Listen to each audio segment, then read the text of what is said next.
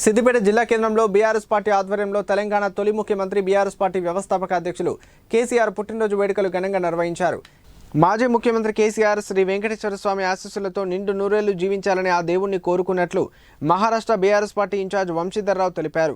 Siddipet rural మండలం తోర్నాల గ్రామంలో యువకులకు కేసీఆర్ క్రికెట్ ట్రోఫీ నిర్వహించడంతో పాటు చింతమడక గ్రామంలో విద్యార్థులకు చేతిరాత నోట్బుక్స్ను అందజేసినట్లు వంశీధర్రావు పేర్కొన్నారు. అనంతరం పట్టణంలోని వంశీధర్రావు క్యాంప్ ఆఫీస్లో రక్తదాన శిబిరం నిర్వహించారు. కేవీఆర్ ఫౌండేషన్ సభ్యులు రక్తదానం చేశారు. గౌరవనీయులు బీఆర్ఎస్ అధినేత కల్వకుంట్ల చంద్రశేఖరరావు గారి జన్మదినాన్ని పురస్కరించుకొని ఈరోజు సిద్దిపేట పట్టణంలోని వెంకటేశ్వర ఆలయంలో అర్చన చేయించడం జరిగింది.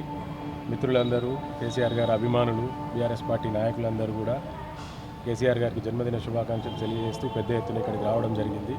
దీని తర్వాత నా ఆఫీస్లో, మా ఫౌండేషన్ ఆఫీస్లో ఈరోజు కేసీఆర్ గారి జన్మదినాన్ని పురస్కరించుకొని రక్తదాన శిబిరం నిర్వహించడం జరుగుతూ ఉంది.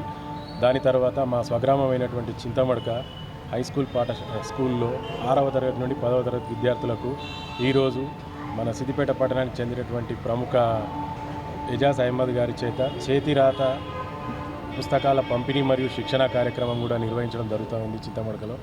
దాని తర్వాత తోర్నాల గ్రామంలో క్రికెట్ టోర్నమెంట్ను ఈరోజు కేసీఆర్ గారి బర్త్డే సందర్భంగా కూడా టోర్నమెంట్ను నిర్వహించబోతా ఉన్నాము. ఈరోజు కేసీఆర్ గారి బర్త్డేను అందరూ పెద్ద ఎత్తున సంతోషంగా జరుపుకోవడానికి ముందుకు రావడం జరిగింది. మేమందరం కూడా ఈరోజు కేసీఆర్ గారి బర్త్డేని పెద్ద ఎత్తున జరుపుకోబోతున్నాము.